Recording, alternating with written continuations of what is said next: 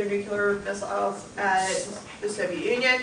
The Soviet Union has enough time to respond and take out the United States, and so both countries will go up in smoke, flames, and everything else that comes with nuclear missiles. Sure. Is that gonna be? Is MAD gonna be on the final? So, Yes.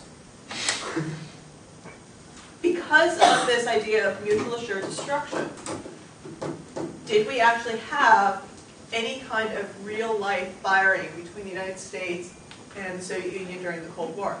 It's cold. That's why it's called cold. We didn't have an actual firefight between them. Every time we actually were in That's not why it was a cold. war or a fight, it was a proxy war. We call it the Cold War because Thank the you. United States and Soviet Union did not directly engage in a fight against one another. So because of that, we have the cold part of the war. And what's one of the reasons why the Cold War actually ended?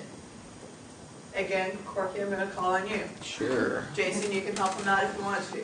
Wait, did the other class not have class today? Yeah, we did. No, they did not. That's why you're a period ahead, and I'm going to have to pick on you guys. That's Bullshark. That's All going right. up on YouTube. Oh! One doesn't kill you. Anyway, just make sure she doesn't see it. She doesn't know. Within the Cold War, why did the United States beat the Soviet Union in the Cold War? Why did they? Because they. Or how, rather? Well, what's Nikolai Gorbachev? All right, Gorbachev. Yeah, he put missiles in Cuba. No, Khrushchev. Oh, Khrushchev did, and he put missiles in Cuba, and U.S. didn't like that, and they forced the USSR to take them out. Okay, that's in the 1960s. Fast forward to 1980s. Okay, well, What? I'll give you a hint. It Nixon. has to do with Reagan. Reaganomics. Oh, Reaganomics. Very good, Jason. Oh, Star What is- Wars. What is And his Reaganomics? satellites. Like something to like, oh, it's like he said, if we like make them outspend ourselves, then Exactly. we have more money, so we'll be fine. And Star Wars Because- plan. Well, Star Wars was his like Ruining my moment. crazy moment. But with Okay, fine. The Reaganomics, one class you pay attention in all year, you Oh, have yes. everything. if You we actually put continue It's a Reaganomics. to Give build me a- more and more and more weapons, the Soviet Union has to continue to build more and more and more weapons so that we can continue to be in this like mad area, that mutual assured destruction.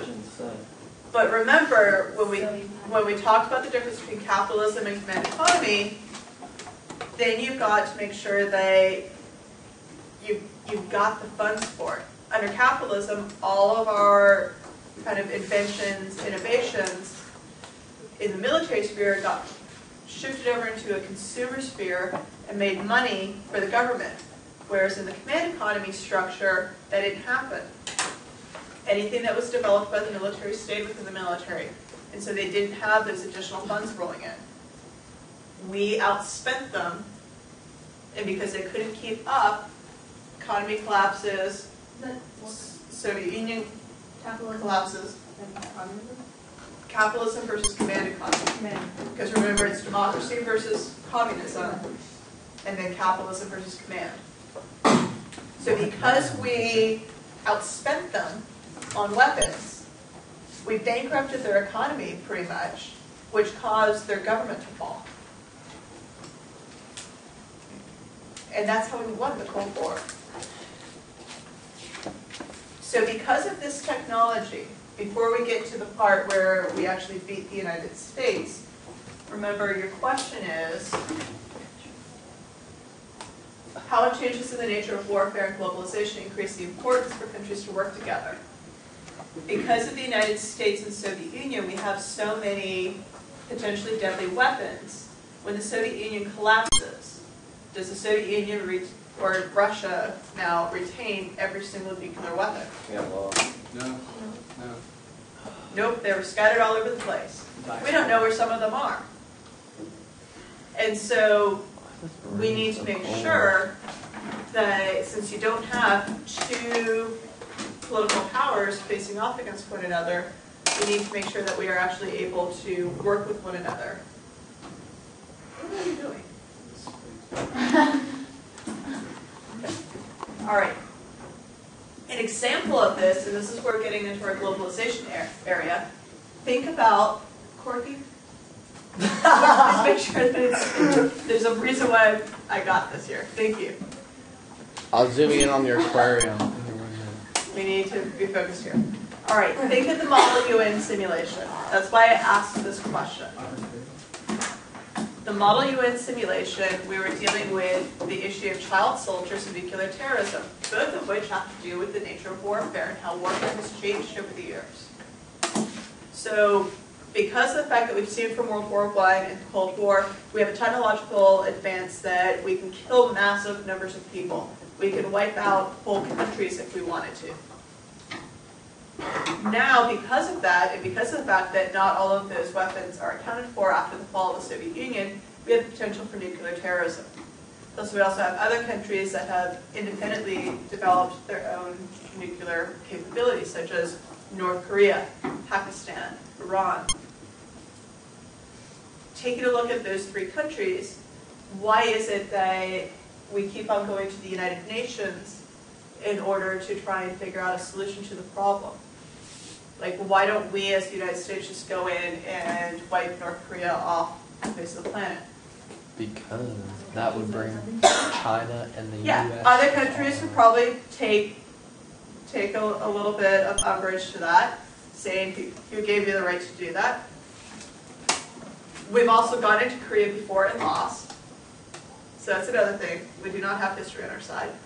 But think about it. Is North Korea ever going to listen to the United States? No. One is a communist nation, the other is capitalist. We share almost nothing in common. Anyone know what happened in North Korea yesterday? Grayson? They sentenced 2 Americans to 12 years of hard labor. That's right. There were 2 Americans. They were there as reporters. Wow. Ironically enough, for Al Gore's TV station that he now has. And they were on the South Korean side. We're a little fuzzy on the details as to how they got into North Korea, the arrest, how any of that happened. But they were arrested. The United States doesn't have relations with North Korea. We do not have an ambassador We're not in North allowed Korea. to visit North Korea. No. Seriously? And so North They have Korea really doesn't good want us stir in there, fry. and we don't have an embassy or an ambassador assigned to it. They do. So we actually had to have this Swedish ambassador talk to the North Korean government on our behalf. So if you want to go on vacation, I'll you keep cannot that go on to North YouTube. Korea. So you can't. I would not go because the chances of you being allowed Bye, to Stephanie. leave are like 0.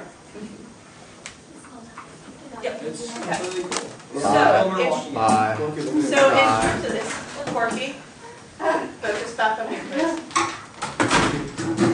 So when we take a look at the change in warfare, the change in technology, the change in relationships between countries, you can see we need things like the United Nations, like NATO, like the European Union, in order to actually effectively deal with situations. The child soldier issue. I mean, you guys did the whole crimes against humanities. When we take a look at the issue of child soldiers, again, can any one country go in and solve this problem? We can't just go to war anymore. No, and we can't go to war anymore because that's going to defeat the purpose, especially the child soldier, because the people you're fighting against are just going to grab more children and put them out there on the front lines, which is what we exactly don't want to have happen. So we've gotten to that point where diplomacy has really taken precedence over warfare. Warfare is not an acceptable means of solving a situation anymore.